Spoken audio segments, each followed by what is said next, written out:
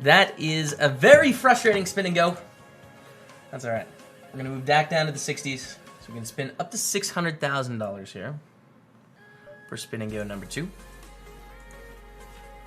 And who are we playing with today? Who are the casualties? Hey, we got a 4X. All right. We have a 4X. We've been doing really well at the 60s recently, which is nice. We're up against Odess. I don't know how to say this. Odazeus 8. And then Zazu King. Argentina and Hungary. All right. Pocket 7's first hand. All right. We will raise call if necessary. But it gets through. We take the lead. All right, you guys. You can chop second. I'll take first. That works. Okay. We'll limp along. It's close. I like the 10-6 more than the Jack-3, though, because it can make some things, you know. You can flop gut shots like this where you get the bluff, and then the turn's just going to be an 8. And they're going to have Ace-9. How about that? Bet get a call. We see a 7 of diamonds on the turn. All right, I'm going to keep bluffing here because I think we should bluff sometimes. And this is a tough card for anything that isn't a 9 or a 7 to continue, and they shouldn't have very many aces because they limped on the button. So hard for them to have much here. I mean, they could have a 9 or 7. Fair enough. But what hands are we going to bluff? I think we should bluff 10-8. I think we should bluff 8-6. You know, I think we should bluff 10-6. Maybe we could turn some of our weaker king highs into bluffs, but we'd never lead those. So basically, the draws we're going to continue bluffing with. Let's raise up the queen 10. See if these people are hidden from search or not. Hidden from search. Hidden from search. Main raise, call. We see queen 7-2 with 2 hearts. We feel pretty okay about the situation. It does become kind of awkward when they decide to check raise all in, because we are behind king, queen, and queen, jack. But we're ahead of heart draws and hands of the like. See, jack of hearts in the turn. I think it's hard to get called by a worse hand twice, so I'm going to check back. The river is an 8, which is a pretty good river for us. We're probably going to call this bet on the river. 100 into 220, I don't think there's any other option than to call. And we beat 10-7, which I think was bluffing. I think the 7 was bluffing.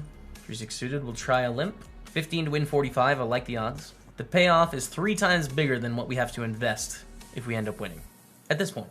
Okay, and we call queen 3 deuce with 2 spades. This seems close between betting and checking. I'm gonna start with a check because it's hard to get called by a worse hand. Then again, with this particular hand, it is kind of nice to protect ourselves a little bit too. Check on the 8 turn, they bet 30. All right, we will call you. And we'll make some decisions on the river, which is a deuce of spades. Well, I don't think they're checking back flush draws, that's for sure. So we call again? What's the likelihood they have a deuce? It's possible, but unlikely. What's the likelihood they have a queen? Very low. So we're going to see an 8 or a deuce? Yeah, we call. We have to win 1 in 4 times. A flush. Interesting, okay. So they didn't bet the spades on the flop, which I definitely can't expect. I don't blame myself for that. We have a shorty here with 8 big blinds, and then 12 big blinds here, and we're sitting at about 16. Gonna limp with the 7-9 suited, reluctantly limp and fold if they decide to go all in, which is possible. But they raise to 100, which makes it pretty easy for us to call and play a flop. 60 to win 140, I like the odds. Oh, not a bad flop for the stream dream. For the YouTube dream. That's what I meant. This is not being streamed. Goes check 9 in the turn. Okay, not the best turn because it's a scary card for them. I don't think we can get all the money in unless they do something aggressive, you know?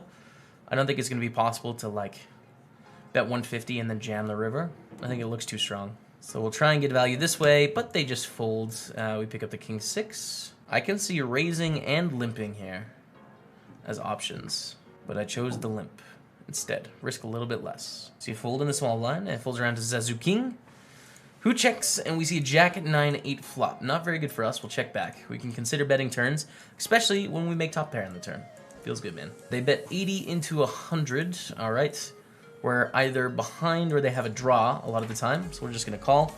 And then the ace of diamonds on the river. They check. Can't value bet. We'll check back. And excellent. Excellent news. Ah-ya! We lose the pot to the ace deuce, but that's okay, you know. That's all right. If they didn't make a pair, they probably just keep bluffing, and then we win. Deuce 3, we fold. Ace queen, I will limp. Please go all in. All right, no all in.